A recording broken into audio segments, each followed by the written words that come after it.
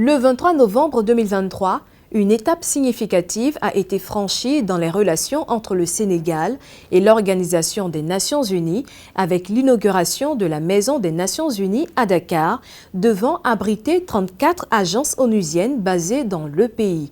Cet événement marque un symbole puissant de l'engagement renouvelé pour le multilatéralisme et témoigne des liens forts entre le Sénégal et l'Organisation des Nations Unies. Cheikh Oumar Kamara.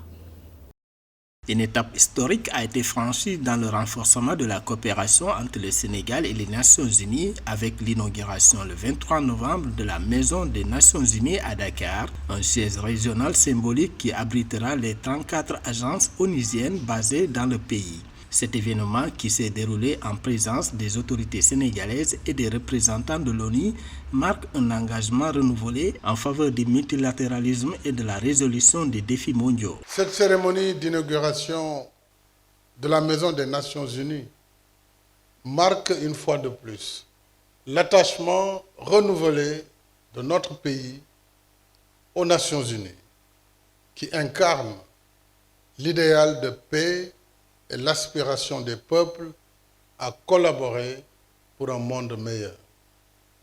C'est tout le sens de l'édification de ce somptueux complexe qui conforte la longue tradition de coopération conviviale entre le Sénégal et l'Organisation des Nations Unies. Le Sénégal entretient des liens étroits avec l'ONU en tant que membre actif et engagé de l'organisation depuis son adhésion en 1960. Le Sénégal est reconnu pour son leadership sur la scène internationale, en particulier en ce qui concerne les questions liées à la paix et à la sécurité en Afrique. Selon les données de la présidence de la République, le Sénégal est le 7e contributeur mondial des troupes militaires de police et civiles à l'ONU, ce qui en fait le 3e au plan africain et le premier à l'échelle ouest-africaine. En décembre 2018, le Sénégal a été porté à la tête du Conseil des droits de l'homme de l'ONU. Le président Macky Sall continue de plaider la cause des droits humains dans les instances de l'ONU. L'état du monde ne s'est pas amélioré. Pour des millions de personnes, le quotidien reste marqué par la peur, la violence, la pauvreté et les inégalités. Nombre de pays continuent de subir l'impact économique et social de la pandémie Covid-19. Le réchauffement climatique a atteint un niveau sans précédent.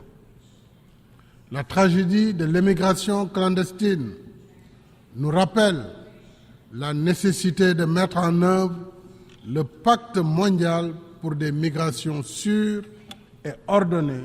Lors de sa visite au Sénégal en mai 2022, le secrétaire général de l'ONU, Antonio Guterres, a salué la qualité des relations entre le Sénégal et les Nations Unies, des relations de longue date empreintes de confiance mutuelle. Le Sénégal représente un exemple en matière de gouvernance, de démocratie et d'état de droit, et je voudrais saluer les efforts de votre gouvernement en ce sens.